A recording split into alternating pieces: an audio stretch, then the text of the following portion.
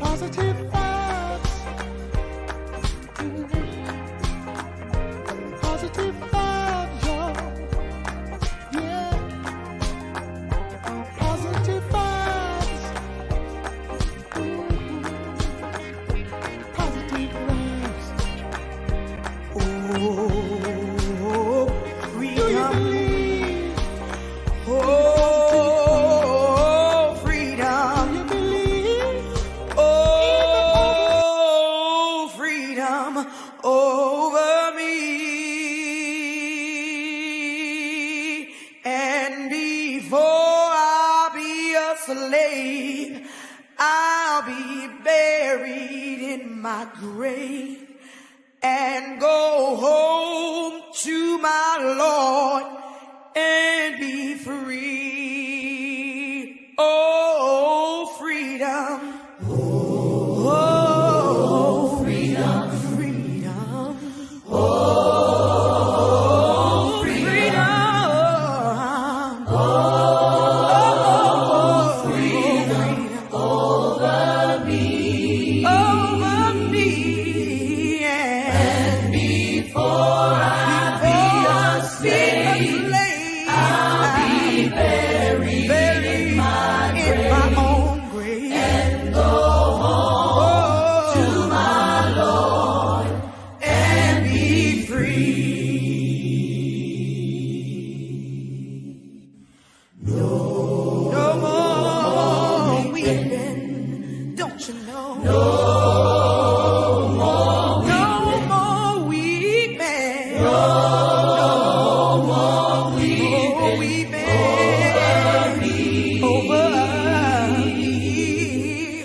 And before I be a slave, I'll be buried in my own grave. And go home to my Lord and be free. Oh, freedom. Oh, freedom. Oh, freedom. Oh, freedom. Oh, freedom. Oh, freedom over me.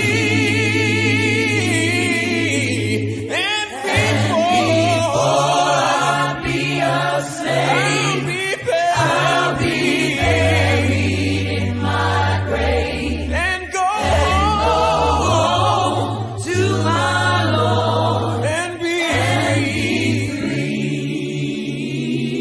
And before I be a slave, I'll be buried in my grave. I'm going home to my Lord and be free.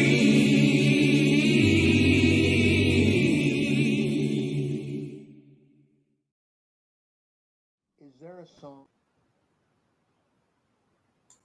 a song that you'd like to be remembered by?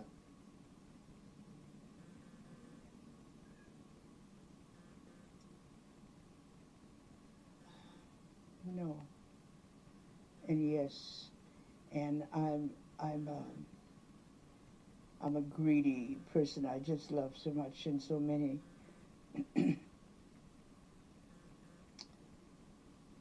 Maybe this one.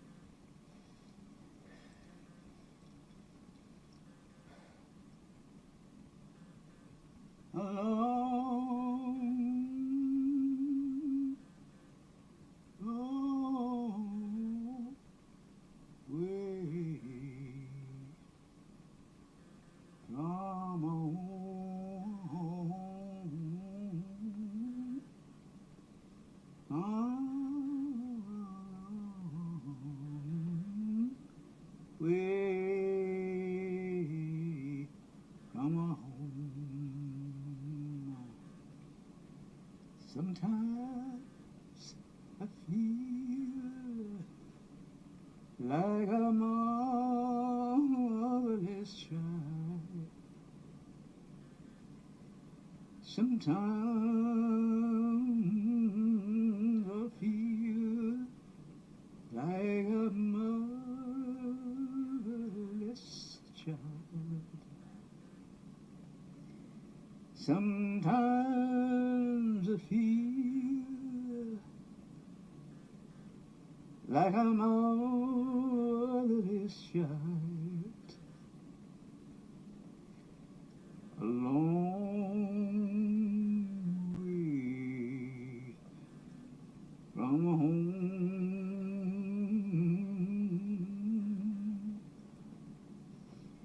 A long way from home. True believer,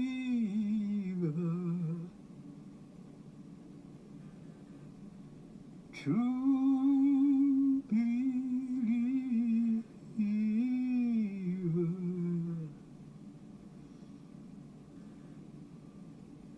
not a long way from home.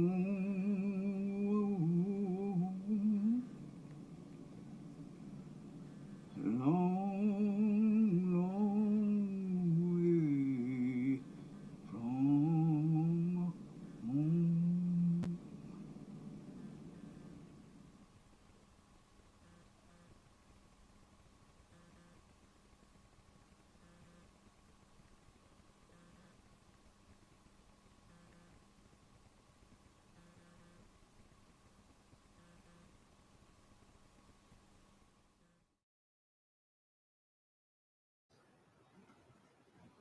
Is there a song that you'd like to? Gentlemen, excuse me. This is your girl Trey Lou here with Positive Vibes. I have a great show coming on this evening or this afternoon, this morning. Excuse me. Let me get it together, ladies. It's been a great morning. I want to greet you with love and positive energy on this morning. I have coming up very, very soon my special guest, Victor J. Taylor, who is the parade director for the New Bern, North Carolina 2023 Black History Parade is going down here in New Bern, North Carolina. Wanted to come on and greet you this morning. I had some footage, Freedom was played earlier, and then Odetta sang Sometimes I Feel. You see, this was a singer, Odetta, singing her song. And also, I do have another video that I want to show you guys because we seem to forget exactly some of the things that have been done in our own people, that are our own African-American people, friends, and also family members have done in this world. So let me cue up that video for you really, really quick. I want to greet you this morning and say hello to you. Thank you for tuning into Positive Vibes on YouTube. As I told my viewers on Facebook that I'll be switching over to YouTube. And I said that a couple of times, but this is the official place where you want to see Positive Vibes. It's going to be on my YouTube channel here, but with Positive Vibes. Your girl Trey Lou in the house. Thank you so much. Today has been an absolutely amazing day. Was able to get out into the gym, ladies and gentlemen. I hope you guys are exercising and getting in your cardio and lifting some weights and doing all that great stuff to get your lives in check. Let me cue this video up for you really, really quick, and I'll be right back. My guest should be coming on in and around 10:30, and we're going to be talking to him about the Black history here in New Bern, North Carolina. And then we're going to be talking about prostate cancer. What are some of the symptoms? What are some of the signs? And how you too can get yourself checked in the early stages. In the early stages of detection, you can be cured. He is a prostate cancer survivor. So I know there's a lot of things going on in the world with a lot of things. But however, if you get detected early from several types of cancer, you too can survive. So we want to make sure that we are taking care of our bodies. I want you guys to exercise, check your eating habits, and make a change in your life if you haven't already. I know we're into February, and I know that a lot of people have their New Year's resolutions, how they want to do this and how they want to do that. But you know what? A New Year's resolution is not a resolution if you don't resolve it. So, ladies and gentlemen, if you're still in that realm of, or that atmosphere of, I want to do this, or you're still in your real resolution stages as to how you want to, make changes in your life, your daily life, or whatever. Your resolutions can be a couple of different things. You may want to eat healthy. You may want to exercise more. You may want to remove some of the friends from your lives that have not been good people in your life. You may want to do a lot of different things, and I'm not going to judge anyone. However, I want you to keep it flowing and keep it going. So let me get this video queued up for you real quick, ladies and gentlemen. But I want to help you to explore some of the great people that are of our color that have done great things in the world. And then we're going to be talking about, really quick, before I do that, we're going to be talking about where did the red, black, green, and yellow colors come from and why? Well, let's talk about it really, really quick. Well, as you guys know, black is for the melanin, which is our shared identity. The yellow is the sun, meaning prosperity, and the green is Mother Nature. Red is the blood of our history. So for those who didn't know that, now you know what red, black, green, and yellow means. And again, black is our melanin, which is our shared identity. Yellow is the sun and prosperity. Green is Mother Nature. Red is the blood history. So now that you know what that stands for, let's go into where it all came from. Red, black, and green was first introduced by Marcus Garvey in 1920. And he has also come to represent Pan-Africanism and it is shown on the Pan-African flag. These colors have also been incorporated on national flags, and they have sometimes been used to represent Black nationalism rather than Pan-Africanism. Now let's talk about the theme behind Black History Month. In Black history, the Black history theme is the Black family, and it also represents the identity and the diversity of the Black family.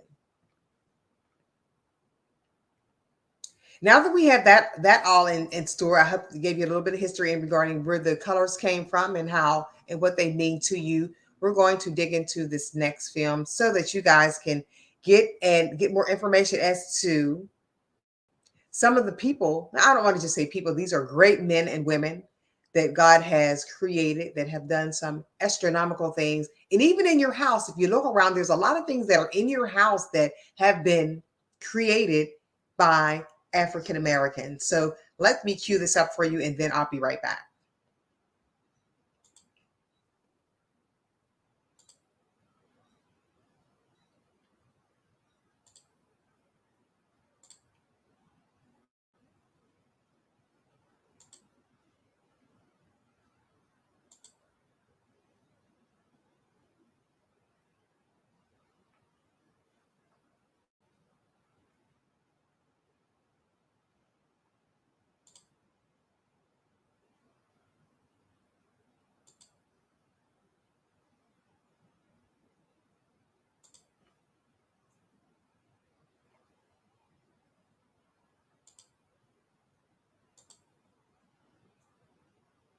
Bulb, the cotton gin and the penicillin.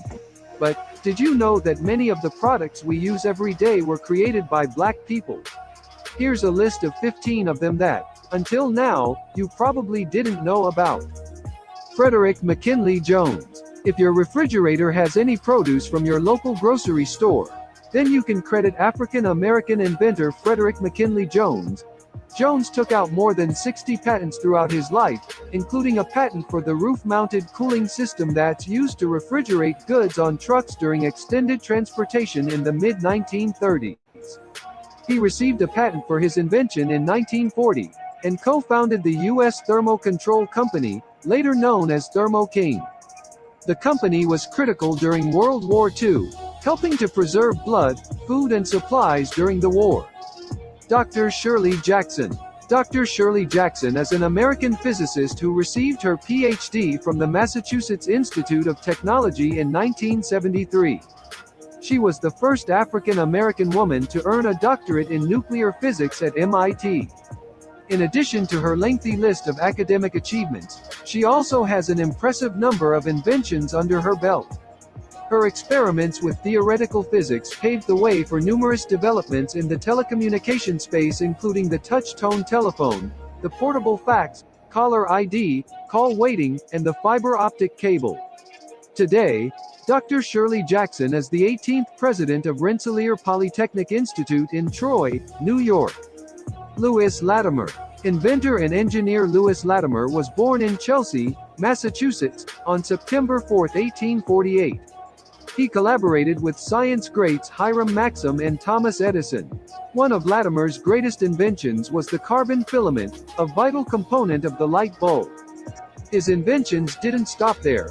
Working with Alexander Graham Bell, Latimer helped draft the patent for Bell's design of the telephone. This genius also designed an improved railroad car bathroom in an early air conditioning unit. So the next time you're escaping a hot day inside your cool house, don't forget to thank Lewis Latimer. Marie Van Britten Brown.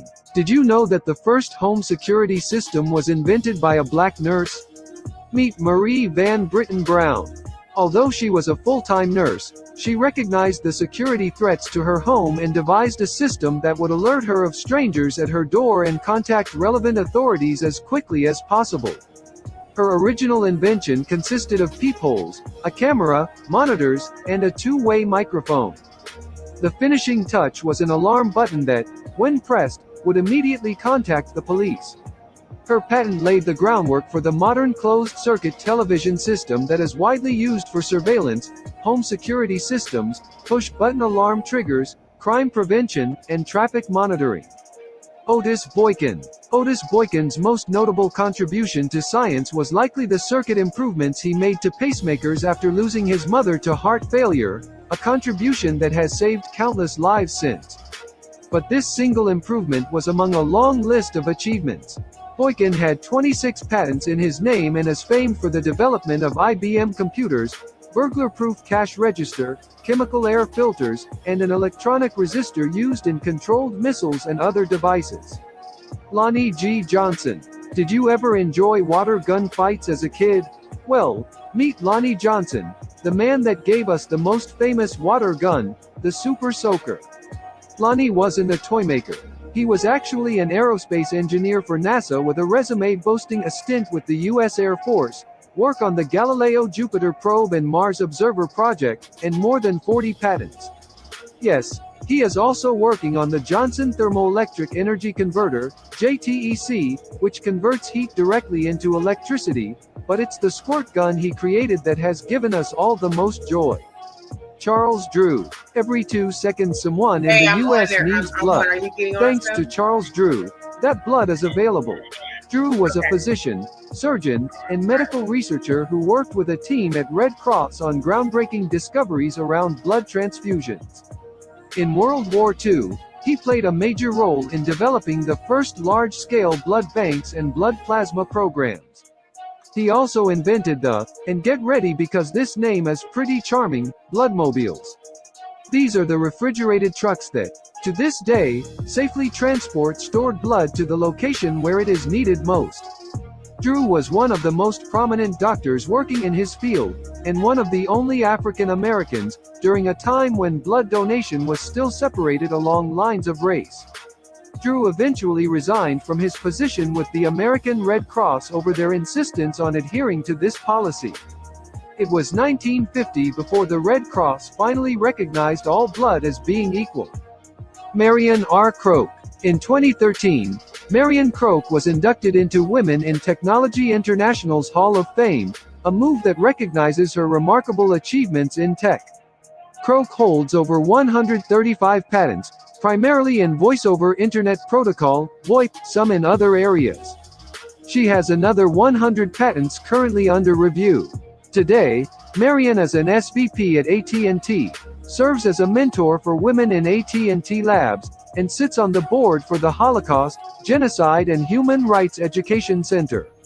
Lisa Jalobter. If you ever enjoyed an animated GIF on the web, like this one amazing clip of a kitten being scared by an iguana. Then you have Lisa Jalobter to thank. Hey, if you want to see it, you Jalobter go was integrally click the involved link with on the your advent of computer or Shockwave, to a the, technology that YouTube if formed you the wanna see it. beginning But I'm of grateful web for time just animation. finishing up this, She also played a major role in the emergency of online video, later serving on the senior management team at Hulu. Previously, Lisa was the interim head I'm of just finishing digital up for this Beck Networks and Black ran technology, entrepreneurs and product and business operations. Today, you can catch Lisa at the White House, in the United States Digital Service. Okay, all right. I thought I She is currently serving as the Chief Digital Service Officer with the U.S. Department of Education. Philip Emeagwali. Due to cost, Philip Emeagwali was forced to drop out of school at age 14. But this didn't stop him from becoming one of the greatest computer pioneers of our time. In fact, he's often called the Bill Gates of Africa. As an adult, Emeagwali began studying nature, specifically bees. The construction of the honeycomb inspired him to rethink computer processing. In 1989, he put this idea to work, using 65,000 processes to invent the world's first supercomputer, able to perform 3.1 billion calculations per second. Jesse Ernest Wilkins Jr. Jesse Ernest Wilkins Jr. is one of America's most important contemporary mathematicians. At 13, he became the University of Chicago's youngest student. Wilkins continued his studies there, earning bachelor, master, and eventually earning his doctorate degree in mathematics at the age of 19. He's published papers in mathematics, optics, and nuclear engineering. As a mathematician for the American Optical Company in Buffalo, New York, he perfected lens design for microscopes and ophthalmologic uses. His greatest contribution to scholarship was the development of mathematical models to explain gamma radiation and his work on developing a shielding against gamma radiation.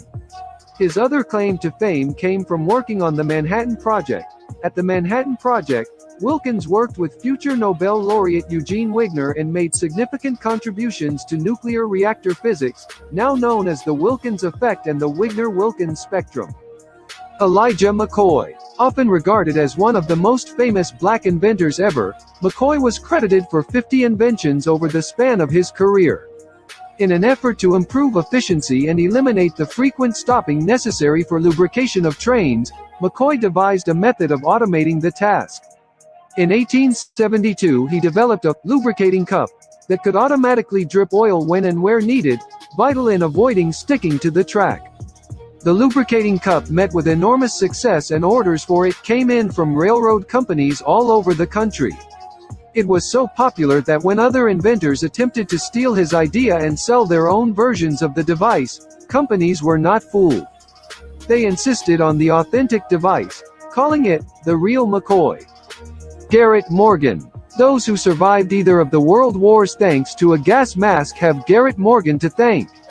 Morgan first created the safety hood to help firefighters navigate smoky buildings, later modifying it to carry its own air supply, making it the world's first effective gas masks. He also had the good sense to add a third position to the traffic signal. Yes, there was a time when traffic signals just said indicated, stop, or go, an addition that further reduced automobile accidents. Mary and Mildred Davidson. Mary and her sister Mildred patented many practical inventions. They didn't have technical education, but they were both exceptional at spotting ways to make people's lives better. Together, they invented the sanitary belt. Later, Mary invented the moisture-resistant pocket for the belt. While disabled from multiple sclerosis, Mary went on to invent the walker and the toilet tissue holder. Subscribe.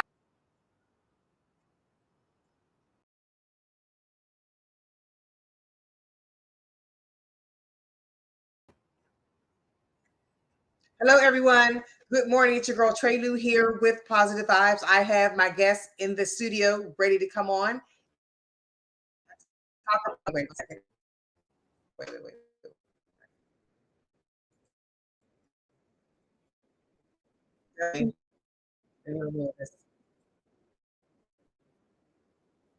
Something is going on. Okay, here we go. Sorry about that, ladies and gentlemen. It's your girl Trey Lou here with Positive Vibes. Had to get rid of some background noise and all that good stuff. However, I have my guest get ready to come on in studio. He is in his studio, and I'm getting ready to have him come on. We're going to talk about the 2023 Black History Parade here in New Bern, North Carolina. Also, some history in New Bern, North Carolina, as well as prostate cancer, how you too can be a prostate cancer survivor. So let me bring him on really, really quick. Hey, Mr. Victor J. Taylor, how are you? Good morning, Ms. Tracy Lewis. I am fine. Thank you. So for those who don't know, you can tell them a little bit about yourself. We're going to be talking about this great thing that's happening on Saturday, February 18th, the 2023 Black History Parade, and how we're trying to pull in about 1,000 cars, and not just cars, but businesses and those who want to participate in this event by registering by Monday. Yeah. So let's talk about this, and you can't get in it without registering. So Victor, you've done this as the parade director. You've done this for several years. Let's talk about the pros, the cons, and how people can be a part of history by just being a part of this parade. Yes, thank you. First, I want to thank you, Tracy, for having me on this morning, and thank for the listening audience for taking time out and listen to this podcast this morning. Yes, this is a Vision Forward is hosting our 8th annual Black History Month parade, and it started back. I was part of the Martin Luther King committee, and we did Martin Luther King parade for about 12 years. And then Martin Luther King committee stopped doing the parade. And I thought we were shortening our community, our city, our county, our state on sharing what Blacks have in the way of Black history. Mm-hmm. We want to keep Black history alive. We want to keep it moving. So I decided, well, let's Vision Forward. Let's do the Black History Month parade, because there's not that much going on in New Bern for Black history. Mm-hmm. So we decided to do the Black History Month parade. And the first one we did, we had almost 500 and some vehicles in that parade. It was huge. When the head of the parade got to the end of the route, the tail of the parade was still sitting still. So I know there's a lot of desire, a lot of craving for Black history in Craven County and New Bern. So we continue to do it. And then 2020 came, and pandemic kicked in and stopped a lot of stuff for all citizens, all people, not just blacks, but it stopped it for a lot of citizens. So we wanted to jump right back into doing this Black History Month parade, because we still did not want Black history to be lost in New Bern. Mm-hmm. So we decided to go again this year with the Black History Month parade. As you said earlier, we're looking to do, and I'll need your help, listening audience. We are looking to have 1,000 vehicles in this parade. Why? Because we want to shut the whole city of New Bern down. People look at me when I say that. We want to shut the whole city of New Bern down and let New Bern, the elected officials here in New Bern, whether it be the Board of Aldermen, the mayor, the county commissioners, the police chiefs, the fire chief, the sheriff, we want to let them know there's Black history scribing here in New Bern, Craven County, strong. And we want to show them where it started, how it started, and where we are now because of how it started and when it got started. So this is what we're doing. We want everybody to take part of this parade. Everybody, whether it's Black owned, Caucasian owned, Mexican owned, everybody has a history. And the reason we call it Black History Month parade, because it happens in February. Mm-hmm. That's Black History Month. People always say it's the shortest month of the year, but we're going to make it work, and we have always made it work, and we will continue to make that month work. But we don't want to just stop Black history for just February. We wanted to go all year long. But since we have your attention, we want to show you that Black history is live and remote here in New Bern. So with that said, number one, we want you to be in the parade. And the only way to be in the parade is to fill out an application, pay the $20. Yeah, Positive 5 is on the scene. We'll be on the scene. So again, thank you for that. You're welcome. We need you to fill out the application, pay the application fee, and enter into the parade. You heard me say application fee. We're not doing this parade. Believe me, we're not doing this parade to make a living. We're not doing this parade to make money. The reason why we're charging a fee is because we have to pay for what we have in the parade, i.e. barricades, i.e. police officers. A lot of people don't know those people. When you see those items, they think it's all free. We have to pay for every police officer you see, every barricade you see. So that's why we're charging. We're working on the other step, but right now there's a fee for it. So it's a minimum fee. Most other parades are $50 to $60 an entry. Okay, when you fill that registration out, one registration, you can bring as many vehicles on that one registration. That $120 allow you to bring in 5 vehicles. Wow. 10 vehicles, 15 vehicles.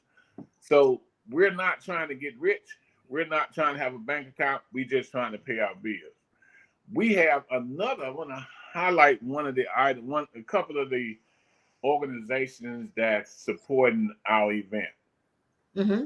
We're bringing Fort Chesapeake Hampton Road Corvette Club is bringing again 45 Corvettes, all in one day, y'all. Can I drive one? You could. I don't know. The guys and gals, I'm just saying like they said, the guys and gals love their cars. So I can't say would they ride with somebody, would they not ride somebody, but you can definitely take pictures by them. They're coming from Hampton, Chesapeake, Newport News, whether it be a older Corvette, a newer Corvette, a young lady, an old lady, a couple. They are coming strong on that day. The weather is going to be beautiful. We pray. We pray for great weather. It's going to be a beautiful day on next Saturday. So we got that coming out. The Grand Marshal. We got 2 Grand Marshals this year. Wow. The first Grand Marshal we have is none other than the Honorable Mayor Jeffrey Odom of the city of New Bern. My committee, they picked Mr. Mayor, Mr. Odom to be the mayor. Grand Marshal, and we have a second one. The second one is none other than the Honorable Commissioner Beatrice Smith. She's the second Grand Marshal. Then after the Grand Marshal, we put a little twist on our parade. Okay. We added something to it. We talking about the history, the Black history. So to have Black history, you had to have somebody back there to make history happen, to bring us where we are now, to bring you where you are, to bring me where I am, bring the podcast, the people that's in the audience listening where they are. Right. We have the people. We're gonna have 4 people in the New Bern area, Craven County area, to say you brought Black history to us. We took it from you, and we're going to continue to make Black history happen for our kids. The IE is none other than the Honorable Alderman Barbara Lee. She was an alderman for the city of New Bern, I would say about 20 years. The second one is Alfred Popeye Barfield, advocate for the city in Craven County, Jones County, Pembroke County for over 30 years. He was in one of the sit-ins down at Woolwork department store downtown New Bern back in the 50s and the 60s. Number 3, we will have none other, y'all, none other than the pastor, the minister, the evangelist, she has a lot of titles. Her name is Minister Ethel Bell Sampson. Ethel Bell Sampson. That's 3 now. And then we went on and got a 4th one. And and Drum this roll. young lady, she didn't have any big titles as this elected official here, pastor here, but she was an advocate for the community. She made sure she took care of the kids in the community. She took care of her own kids. Believe it or not, this young lady had 10. She had 10 kids of her own. Okay? God bless her. And she still decided she wanted to take care of the kids in the community. And when we talk about community, she was Miss Duffield. She was Miss Duffield. She took care of all the kids in the community, all the kids that came to the community. She was an icon in the community. None other than my aunt, Grace Hudson. God recently took her home, so we're gonna still celebrate her. She was gonna be in the parade. We still gonna have a vehicle saying in honor of Grace Hudson. So Right. we still gonna have 4 vehicles in it, and just showing Black history, where it came from and where it is today. So that's how the beginning of our parade is gonna look. Okay. So after that, we're gonna have elected officials. We have people coming all the way from Georgia, Virginia, South Carolina, Washington, D.C., all over Craven County, Onslow County, Jones County, Pamlico County, coming out for this parade because they want to showcase that Black history is still up and live and remote in these areas. They're coming all the way back home. They're coming all the way to our city to showcase and to be a part of our Black History Month parade. So we commend them, thank them for what they're doing, but we're looking to have 1,000 vehicles here in the parade. Awesome. Please come out. So the other thing is, real quick, Victor. So let's talk about real quick about some of the history of Black, the history of Black history here in New Bern. We're talking about almost 100 years ago. Last year was the fire here. Yes. And there's history here. There's people that have survived. Yes. There's people that are still here, living here after everything that they had has burned to the ground. Then not only that, our own New Bern High School team had won the championship, last year. So let's roll with it. Let's go. I'm glad you brought that up. Black history. I just spoke last night at one of the churches here in New Bern. It was a Caucasian church. They wanted to know the history of New Bern. Let's get it in. Let's roll. This is what we're here for. For some reason, they reached out to me as well. So I went over there, and a friend of mine, him and I, we went over to share some Black history with them that they did not know. And after we were speaking, we realized, they did not know. And what you're alluding to, Ms. Tracy, is the great fire of 1922. Mm-hmm.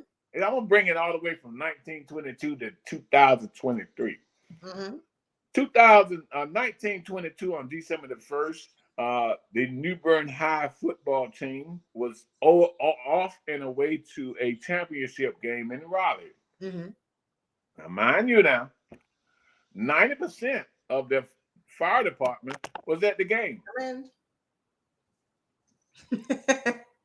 90% of the fire department was at the game in Raleigh. Y'all can figure that out. Mm-hmm. So that left only 10% of the fire department back here in New Bern. At about 8:30 in the morning, a fire started at the Roland Lumber Yard over by North Pastor Street, over there by Mayola Plant. Mm-hmm. It started in the lumber company. Okay, the fire alarm went off. The 10% responded to the Roland Lumber Yard, trying to extinguish the fire. The fire got too out of hand because of the gust winds that was blowing north, which is toward the water. The wind was at 70 knots. 70 knots. You see, I don't have paper. I'm just telling. I educate myself so I can educate you all. It was blowing at knots of 70 miles an hour toward the north, toward the river, which is the Trent River, Neuse River, the water. Mm-hmm. So the fire left the Roland Lumber Yard and came over to the houses and the businesses. Unfortunately, in the area surrounding the lumber company was African American Black businesses and homes. Mm-hmm. It burned for 40 blocks, 40 blocks. Okay. Mm-hmm. Subsequently, they were fighting that fire that jumped from the lumber company to the houses. Mm-hmm. A second fire started at the same time they were trying to extinguish that fire. The second fire started on Killanock Street, Mm-hmm. all the way over in the area of Craven Terrace, Broad Street.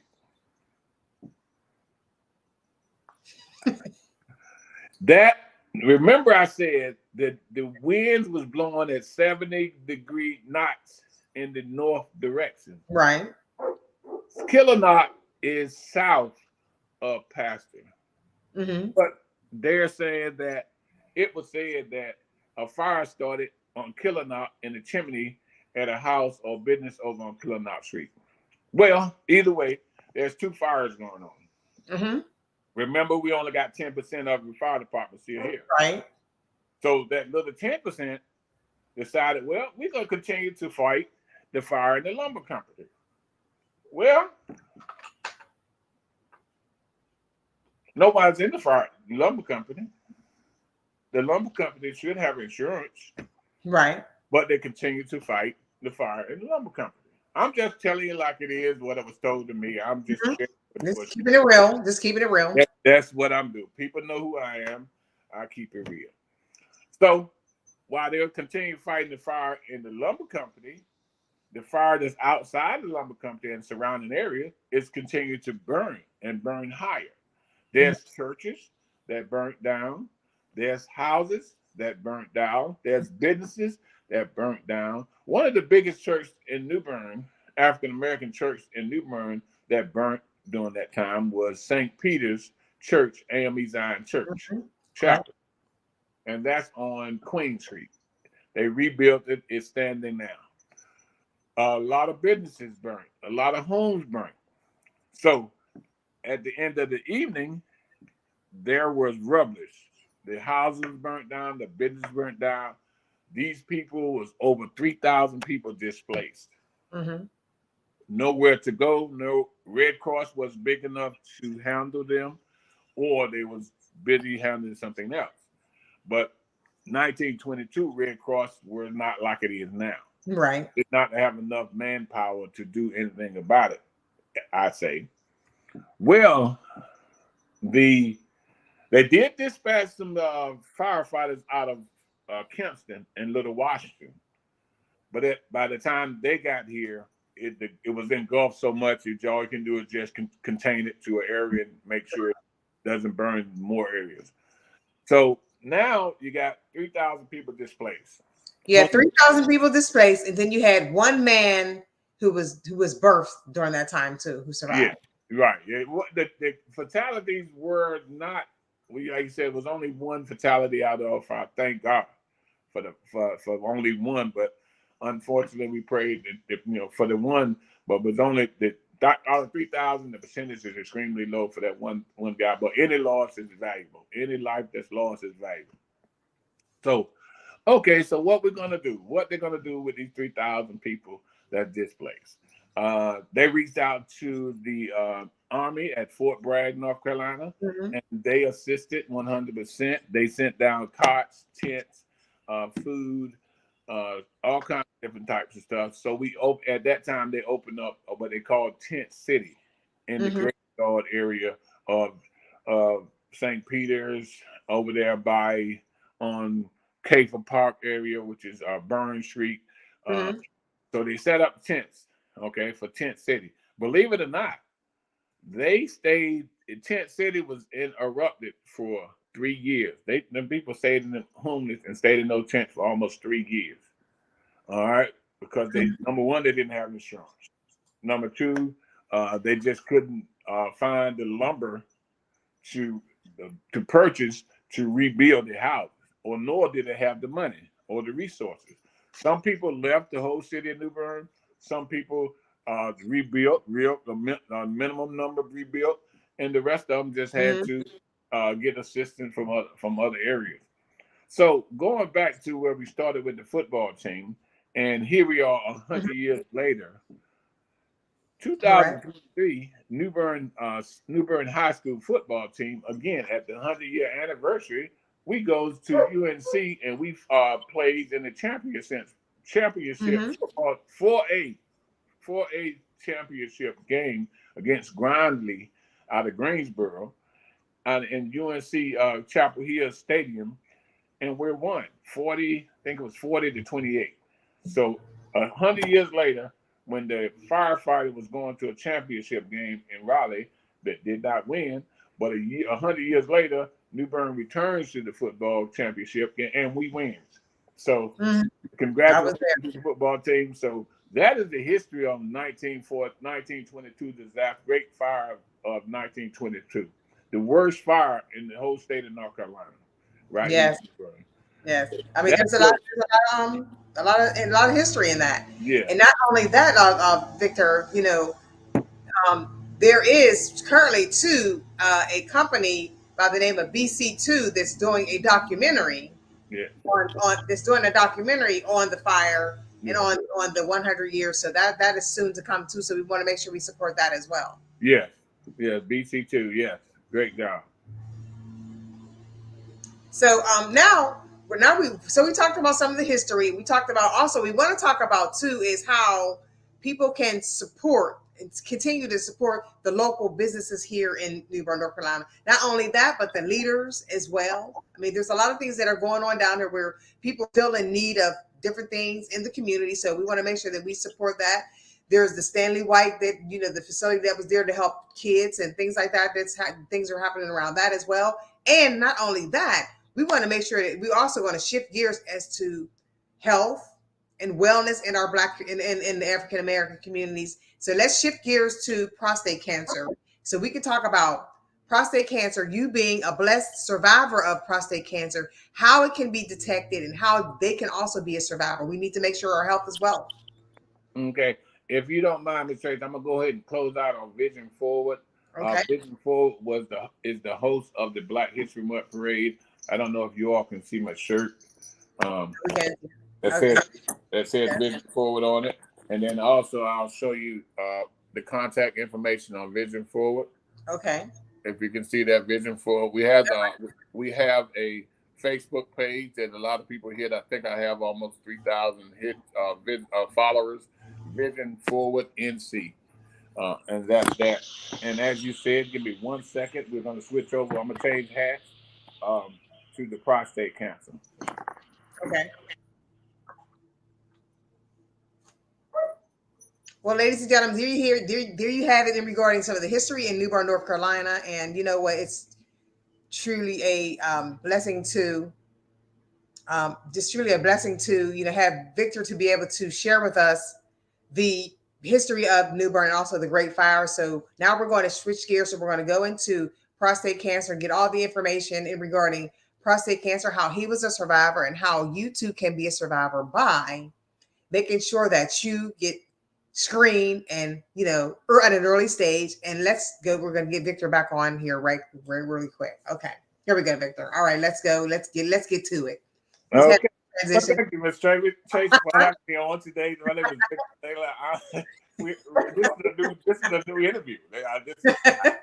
It's a whole different day. I mean, I got different clothes on, and this shirt I have on today. It's like Superman. That's it. It said, "Not all cancer is pink." I'm on this. That is a talking point. Like I said, my name is Victor Taylor. I was the chairman for the Prostate Cancer Support Group of Craven County, the greatest support group in the whole state of North Carolina. And I say that, don't say it lightly. When I was chairman, we had 110 members, 115 members. On every meeting, we meet every month. And we normally have around 35 to 40 people, men show up, as well as women. Even during the pandemic, we still had about 20, 25 men show up because we were giving information. You got to retain them. You got to recruit them, retain them. All right. Mm-hmm. You got to recruit them, educate them, and retain them. Mm-hmm. All right.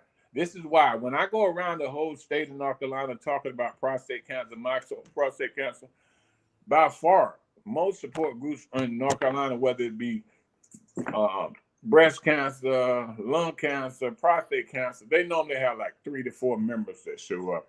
When they find out that we have 35 members showing up every meeting, they are shocked that we are. And so the state of North Carolina has recognized the support group that we are the best. So they decided to come down to meetings and check out the meeting and see if what I'm saying is for real. And it is for real. It is. It is for real. But Ms. Tracy has been to one of our meetings, several of our meetings, and she see for herself that I'm not just talking to hear myself talk. This group is great. It is. Because this is what I want. In 2007, I was diagnosed with prostate cancer, had the surgery, had the radiation. How I found out is Dr. Sidney Barnwell, one of the it was only 2 black doctors. Right? 2 black doctors in New Bern, Craven County.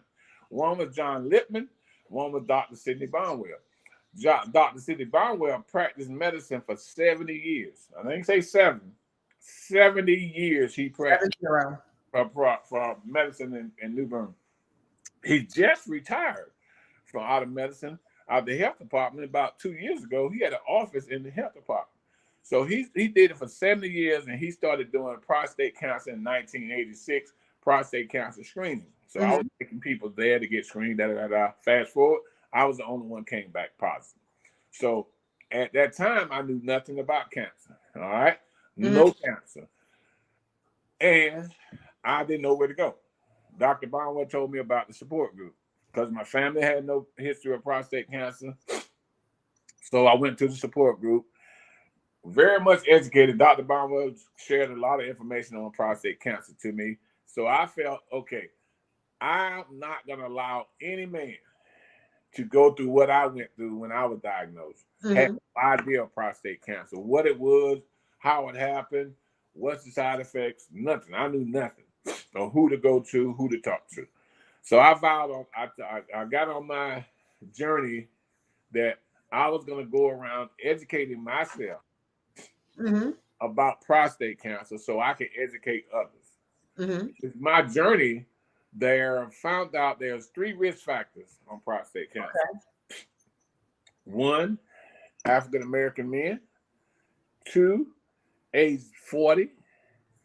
And 3, family history. Well, but African Americans, when we had a family member that passed back in the day, we didn't do a lot of research and they're not doing it now either. Why they died and how they died. We mourned, we buried, and we mourned, and then we went on.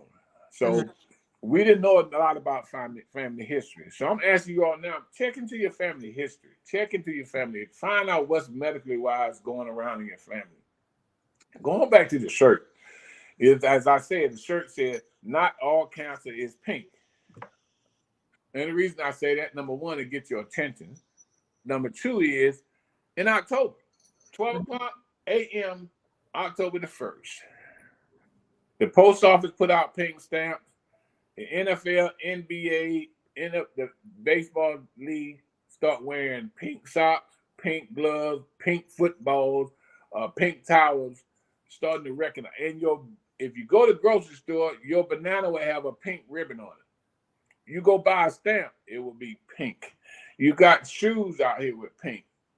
Believe it or not, where we pay our taxes is a state highway patrol vehicle running around the state of North Carolina with pink ribbons all over it. Okay?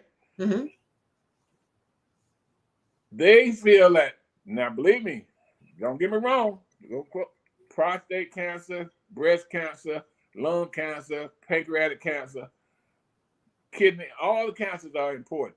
All cancers are serious.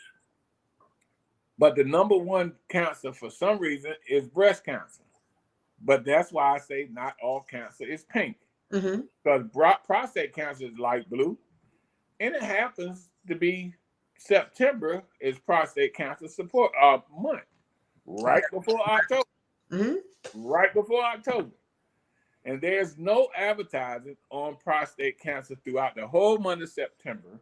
And if you wake up 1 o'clock on the 1st of October, you go to the post office or go somewhere, you can see pink. And they do it for the whole month. They do it all over the world on breast cancer. So I want people to know prostate cancer is live too. it happens the month before.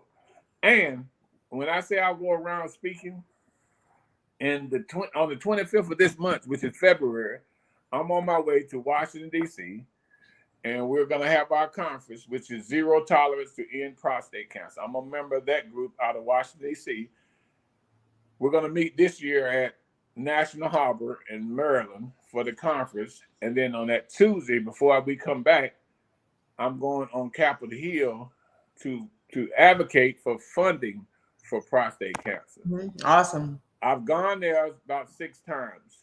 The last time we gone there, it was last time we did it was 109 advocates on the floor. Okay, we was able to get $120 million. It was 110 then. We was able to move it up to 120. Mm-hmm. Going back to this shirt, we had 109 people advocates there for prostate cancer. Mm-hmm. There were no breast cancer advocates there. Okay. Okay. We got 120. Breast cancer got 150. We don't understand. For some reason, they feel breast cancer is more important than any other cancer. It is not. As you said earlier about the African American community, Black men are more susceptible to get prostate cancer than any other race. And I was at the event, and the guy asked me to come speak, and they was talking about, and it made me think. When you go to the grocery store, and let's go to the dairy section. I'm just going to say that real quick. Go to the dairy section, and we're going to the cheese section. Mm-hmm. You got the cheddar cheese. You got the different types of cheeses. Mm-hmm. And then you got that regular cheese that's $1.50. The cheddar cheese is $4. Then the other cheese is $5, and the other cheese is $6 and $7, right? Most African American people are going to get that cheaper cheese because they say it's cheese anyway. Okay? Everybody else is going to spend a little bit more money on the cheddar cheese and sharp cheese and all this other cheese, because when you buy the cheaper cheese, only a certain small percentage of that is cheese. There you go. It's pasteurized, some other type is added to it. So that's why you're paying less money, because it's not 100% cheese. Mm-hmm. I say that to say this, because we've been prone to buy the cheaper one to save money. Sometimes we have to do it. Sometimes we were taught to do it. Mm-hmm. So a lot of things that we buy and consume is not good for us, but it's good for us at the moment. But in the long run, it's killing us. Mm-hmm. So we'd rather pay a little bit and hopefully we'll live longer instead of paying a lot and definitely live longer. Right. You got to be a health advocate of your own body. So let's talk about some of the some of the symptoms and at what age group can one go and get screened for prostate cancer? Okay. Number one, when I talked about the history, risk factors. If you're African American, that's 1 out of 3. All right. So now you're down to 2. All right. If you have any family history of any type of cancer, that goes down from 2. Now you're down to 1. Right. And if you're around the age of 35 or 40, they're asking that urologists are saying 40 and above. Every year, if you fall upon one of these risk cancers, you should start getting tested at the age of 40. Okay. Myself, I have all 3 of those risk factors. At that time, I only had 2 because I did not have a family history because I didn't know anything about my family history. So I eventually got my siblings to get tested. Well, guess what? I got 2 brothers and 2 sisters. Brothers, one brother came back positive. One sister came back positive breast cancer. One brother came back positive prostate cancer in the same year, same month. Wow. So the cancer was there, but we were not getting tested to find out if we had it. Most cases, in most cancers, there's no symptoms at the early stages. Mm-hmm. None.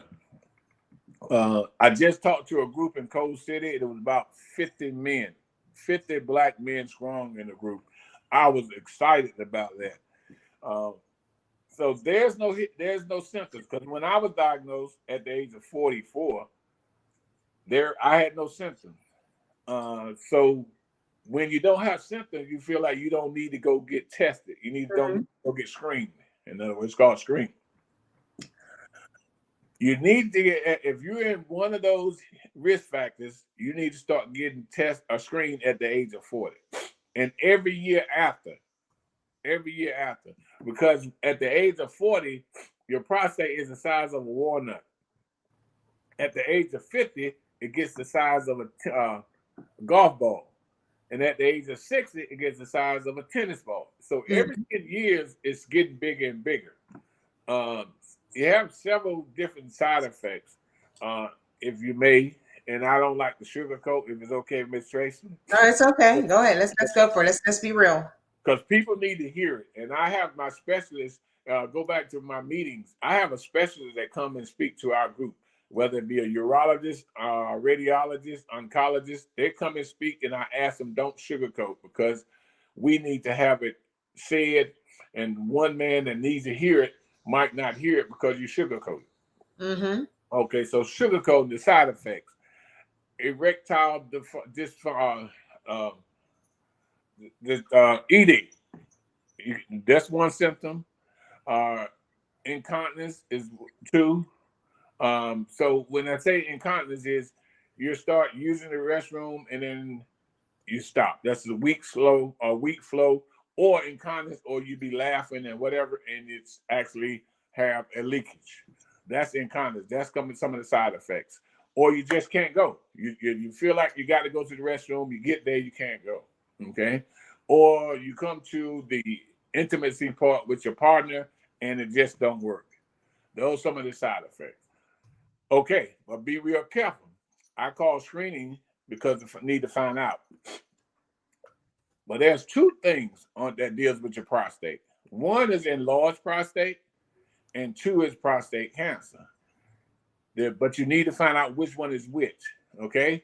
As they heard me say, at the age of 40 is one side, at the age of 50 is the other side. Your urethra goes right through your prostate.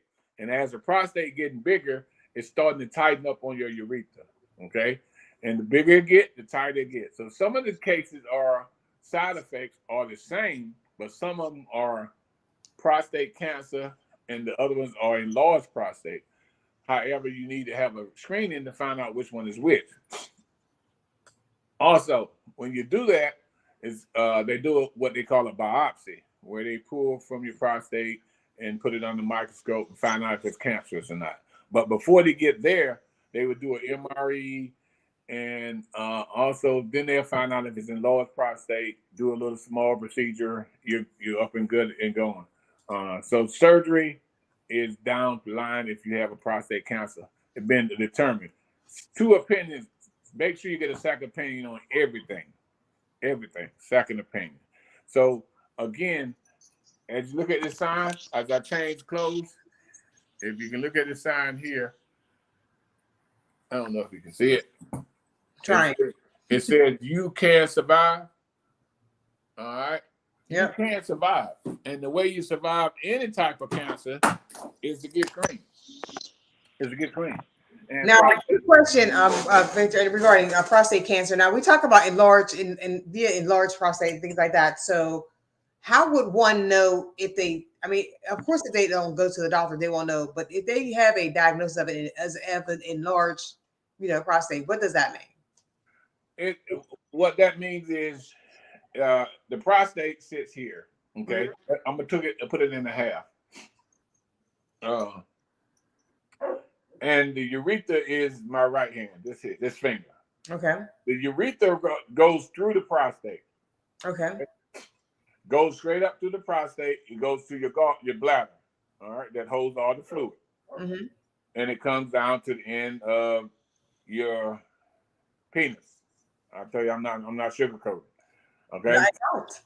So when the prostate starts getting bigger, it starts constricting on the urethra. It starts doing just like this, closing up. So now the fluid can't get from the bladder out. can't get through the bladder out because the prostate is squeezing on it. So what they will have to do is go through the end, open up the urethra, and then you'll be able to flow better. That's the simple. It doesn't sound too. Well, it's not supposed to sound sexy. It's just to the point, you know. It's to the point. It doesn't hurt as bad, but a lot of men be like, oh, but no, you're not going to be awake. All right. But it's going to help you in the long run. That's the easiest part. If it's prostate, enlarged prostate, if I had to have the two, I had to have enlarged prostate. But I was unfortunate to have prostate cancer. However, I'm glad I had it because I'm a survivor now, and I'm educating other guys on that. Some of my meetings is just ladies in the room. Dr. Bauman and I used to split the churches throughout the 3 counties and speak to all the churches. Dr. Bauman sat down. I actually speak to all the churches in Jones, Craven, and Pamlico County. Some of the churches, as we all know, congregations are all women. All right, and they walk in there, and I have my jacket on, so they don't know what I'm going to speak on. And as soon as I start speaking, I open up my jacket, and some ladies will raise their hand and say, "Hey, why are you talking to us on prostate cancer?" Well, I love talking to ladies on prostate cancer. Ladies don't have prostate, but I love talking to them because whatever directly affects us indirectly affects them. Mm-hmm. Number 2, where my neighborhood where I grew up is, it's called the word nagging. You know, you from the country, heard of that word nagging? I have. We always want our women to nag us to the doctor, nag them to the doctor, and they can get us to do stuff that we don't want to do. And doctor is one of the things that we don't want to go to the doctor for nothing. You know, we got all the insurance in the world. It's like car insurance. We spending all this money on insurance and don't want to go to utilize it. Don't want to get your return. So get them to the doctor and tell them what's going on. Educate themselves. So the husband says this and the husband said that. The boyfriend said this. The son said this. The daddy said this. You can say, oh, that's what Mr. Taylor was talking about. Oh, it might be you might have a case of prostate cancer or some kind of enlarged prostate. You need to go see your oncologist, radiologist, urologist to get checked out. Another thing is, you wouldn't go to, if you have a headache, you wouldn't go to a foot doctor. Okay? You wouldn't go a foot problem, go to a headache doctor, neurologist. True. So if you're checking on your prostate cancer or any other types of cancer, you need to go to a urologist, oncologist, radiologist. You need to go to a specialist in that field. Because what I've noticed, and when I go to the urgent cares and the family practice, when I tell a doctor there what's going on, the first thing they're going to say, Ms. Taylor, okay, I understand. I'll be right back. They always leave the room. Okay? And I feel what they're doing is leaving the room, go get on the computer, pull up stuff, come back and tell you, hey, Ms. Taylor, this is it. You as a patient, you don't have a medical license. So when he or she tell you that, you're going to believe them because they're the doctor. But they're not a specialist in that field. So they're reading the same stuff that you can read on the computer. They're reading and they're sharing it with you. So I would say if you're having some conditions, some side effects of prostate cancer or any type of cancer that you think is serious, request to be referred to a specialist that they feel, because that's all they do. So let's talk about insurances that cover. Let's talk about insurances that cover, and also talk about some of the treatments really quick, if you have some time. Insurance, when it comes to any type of cancer, I'm not a doctor, I'm not an insurance man. I'm just telling you what I've learned. And I've talked to urologists and oncologists, radiologists all over the world. Okay. Most insurance will cover, and don't quote me, most insurance will cover any type of cancer treatment. Okay. Most of them will treat that. All right. Also, we have the other clinics, i.e. Mercy clinics, those type of agencies that help out. And I tell people in the meetings, don't look down on Mercy Clinic. Mercy Clinic is a good agency. All right. They're going to send you to the same doctor that we go and we spend a lot of money to. So if you can't afford you don't have insurance, you can't afford to pay, walk into Mercy Clinic, tell them you got something medical going on. They're going to send you to the right specialists. They're going to send you to the same people that we go spending big money for. So please Those two. If your insurance check, you won't know unless you ask. Right. You won't know unless you ask. You can just ask them. They can say they don't cover. Guess what? All right, well, you don't cover. I'm walking over. I wish I could. I'd walk over to Merch Pit, tell them what's going on, get seen. All right, and that's what I would do. You asked a question about some of the treatments. Yes. There's several types of treatment out here, and like I said, even in my group, when I go, I don't give medical advice. I'll give you what I've gone through and the guys around me gone through. There's several things that we've talked about in our group and I've heard around the world is number one, the one thing that I do like and I've found to be successful is still in the training stage right now is proton therapy. Mm-hmm. And the reason why I'm talking about it is because my brother he went through it. He had 28 treatments. All right. Mm-hmm. The treatment is so mild, but does the job. He lives in Newport News, works in Portsmouth, but Hampton Roads Hospital was one of the facilities that performed the proton therapy treatment. He would leave his house in the morning, get his treatment, and still go to work. Mm-hmm. All right, and then come home. So it's 28 treatments, non-invasive, meaning no surgery. He had no surgery, no internal anything. He just had radiation shot to the a target area. And it did not have to have it. I'm trying to show how precise the radiation is. Mm-hmm. It hits the spot on T 99.9% of the time. Wow. It will not damage other parts of the area. Sometimes radiation kills the dead cells as well as some good cells. This proton therapy, it has such success rates on it. Individual out of my group here in New Bern went all the way to Virginia to have the same treatment, and he was highly successful in his treatment as well. He came back and pushed it here in New Bern, and there's a lot of more guys interested in getting it. You have that procedure. You have the surgery. You have the seeds implant.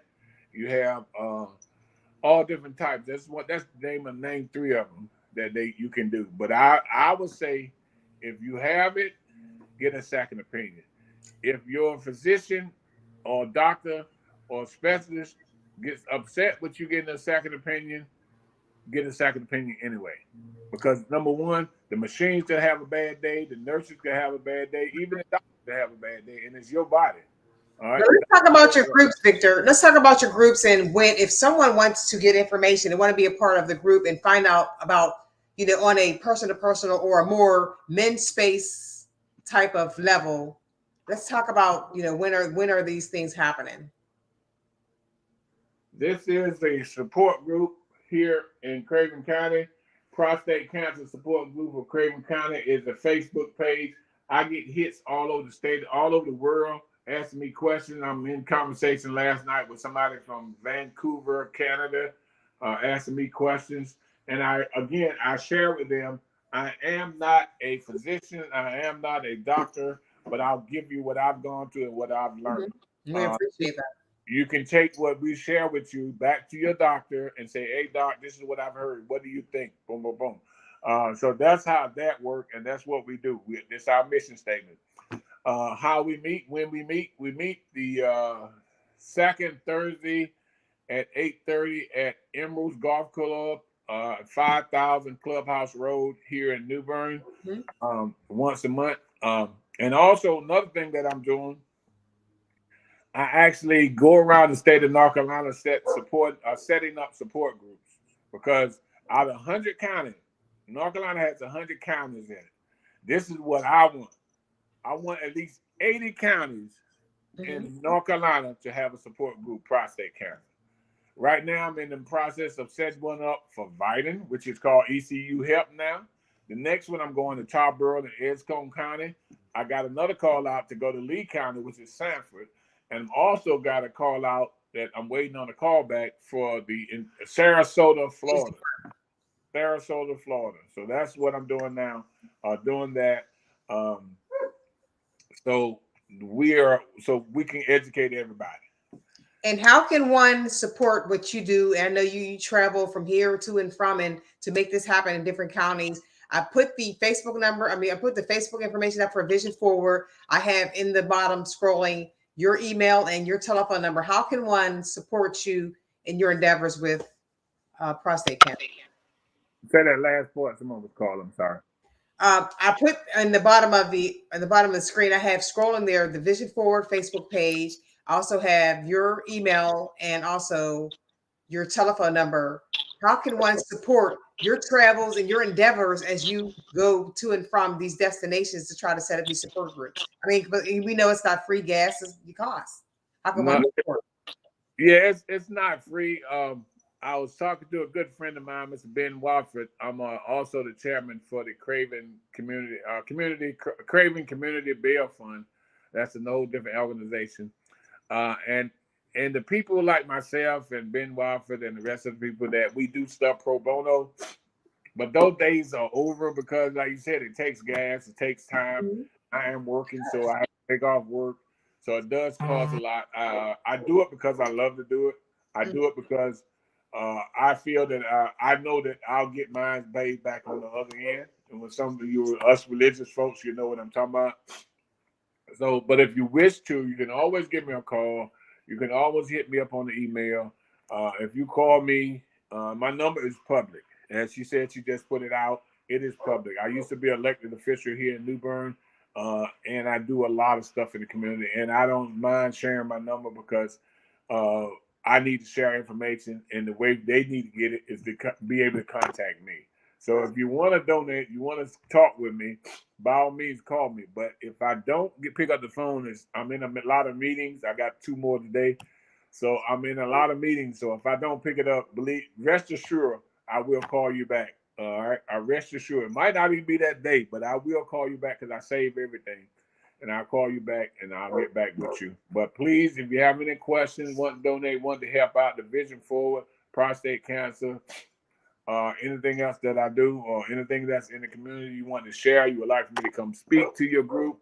I speak to family reunions, class reunions, Walmart, the city of New Bern, the fire department, anywhere there's a need, there where I will be.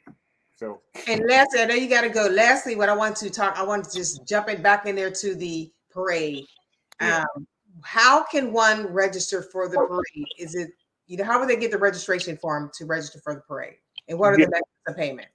Good question. To get the registration, you just give me a call. Again, 252-617-2537. That's my number. You can always call me. I got about 15 members that's on the ground out here passing out flyers and applications. But being that I'm here on the broadcast, you can call me. I will either be there or I can have one of the members get there to you. You can pay cash, check, or cash app. If you do check, it's going in the Vision Forward. If you do a cash app, it's $ Victor J Taylor 12. $ Victor J Taylor 12. Or you can put the cash in our hand. We give you a receipt if that's what you need. Again, we're not in the business of doing this parade for money. We're just doing this fee because we have to pay bills. All right. And one last thing, Victor, it just came out to me. What's the deadline? The deadline. Okay. The parade is the 18th. The deadline is the 13th. And we, as a people, need to start doing things in decent and in order.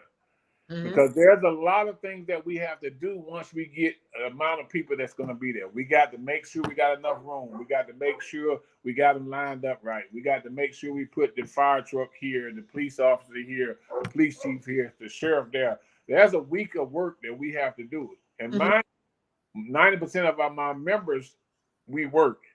So trying to make that happen, and people come in the last minute, oh, I forgot, I lost it. The cat ate my application.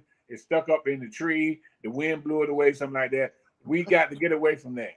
We got to do everything in decent and in order. Deadline is the 13th, so we can prepare for the 18th.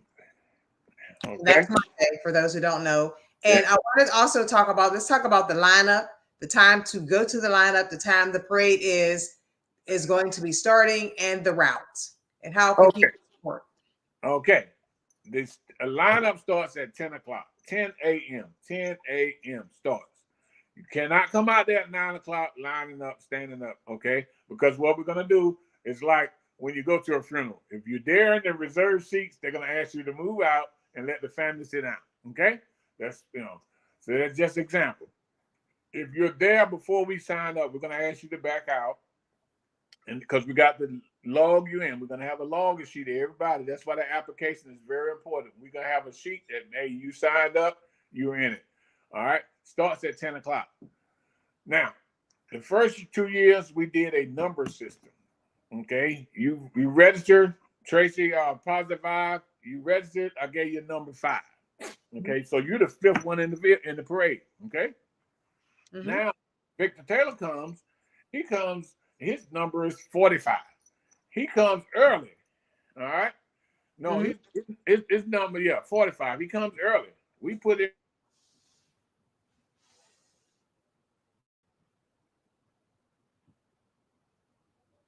Victor around because Positive Vibe number is higher than mm-hmm. 45. So that was happening until to the point that the 2-hour staging was enough. We was moving cars, backing cars, putting people in. They was mad because I'm number 1. I'm way back here at number 10. Why you give me a number? And we got away from that. Away from that because it was too much work and too much headaches. In a perfect world, that would have been great. So we went to this. It's 10 o'clock to 12 o'clock, 2-hour staging. Based on when you want to be, where you want to be located in the parade is based on when you show up. If you show up at 10, you can probably be up front of the parade. If you show up 5 minutes to quarter to 12, it's a high percentage chance that you're going to be in the back of the parade because mm-hmm. people have been staging for 2 hours now. All right. So based on where you want to be in the parade is based on what time you get there. We will have a best float, and it must be Black History themed. Okay, the theme is Black History. It's going to be judged during the staging area. Okay, first prize is $100, second prize is $50, third prize is $25. So mm-hmm. that's something that we're doing to enhance people to get a float in. You don't have to have a float, but if you have a float, get in the competition. The competition got a chance of winning one of the prizes. Going back to the kickoff, 12 o'clock sharp is the kickoff.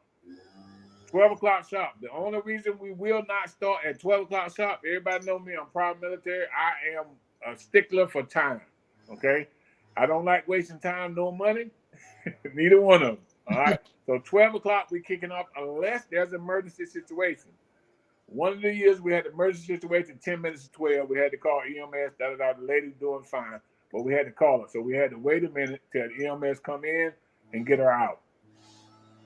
12 o'clock sharp, ladies and gentlemen. So if you show up at 5 minutes to 12 or 12:05 and we're gone, I'm sorry. 12 o'clock sharp means 12 o'clock. We're going to start. Mm-hmm. All right. So that's the lineup, and it's going to be on 3rd Avenue and Stanley White area. Okay? So I would recommend everybody to go to 901 Chapman Street. That's the Stanley White old area where the recreation used to be.